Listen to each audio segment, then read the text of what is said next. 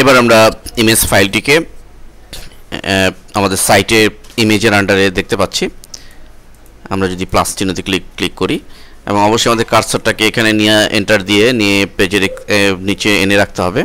দেন আমরা ফাইলটিকে যদি ট্র্যাক করি তাহলে দেখুন অলরেডি এটি কিন্তু এখানে চলে এসেছে। এখন যদি আমরা পেজের ডান দিকে নিয়ে যেতে চাই, আমরা ড্র্যাগ করলে কিন্তু যাচ্ছে না, হ্যান্ডেলিং করা ঝামেলা হচ্ছে। সো আমাদের এবার প্রয়োজন হবে লেয়ার তৈরি করার। একটা লেয়ার আমরা ক্রিয়েট করছি এবং ইমেজটিকে লেয়ারের ভিতরে এনে ছেড়ে দিব এবং আমরা ট্র্যাক করে আমাদের যে কোনো জায়গায় এনে সেট করতে পারবো। আমরা পেজের উপরে সেট করছি।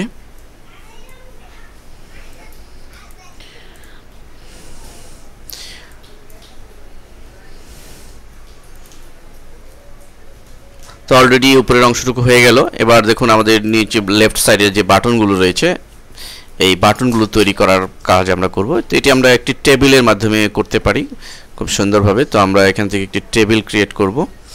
আমরা ইনসার্ট টেবিলে ক্লিক করব এবং এখানে আমরা কতটি বাটন চাই সেটি মেনশন করে দেব রোতে। সাপোজ আমরা এখানে 5টি বাটন দিয়েছি, 5টা, এবং কলাম যেহেতু একটি দিয়ে ওকে বাটন ক্লিক।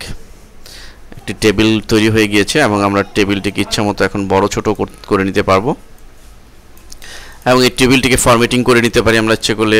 কমান্ড মেনুতে ক্লিক করে ফরম্যাট টেবিলে ক্লিক করার মাধ্যমে এর যে টেবিলের যে বিভিন্ন গ্যালারি রয়েছে গ্যালারিতে ক্লিক করার মাধ্যমে আমরা এই টেবিলটি দিচ্ছি। আমরা ওকে বাটনে ক্লিক করছি।